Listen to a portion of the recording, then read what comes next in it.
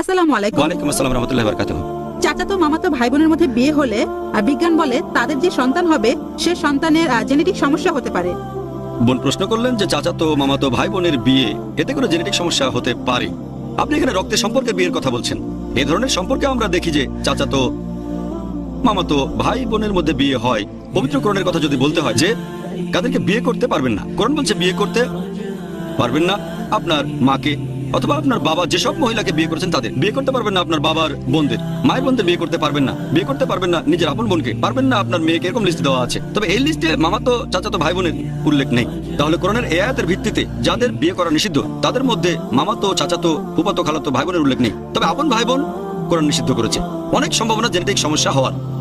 মামাতো চাচাতো ভাই বোনের ক্ষেত্রেও এই সম্ভাবনা থাকে, তবে সম্ভাবনাটা অনেক কম। যদি আপনি একেবারে অপরিচিত কাউকে বিয়ে করেন সেখানেও সম্ভাবনা থাকে, তবে সম্ভাবনাটা কম। আশা করি উত্তরটা পেয়েছেন।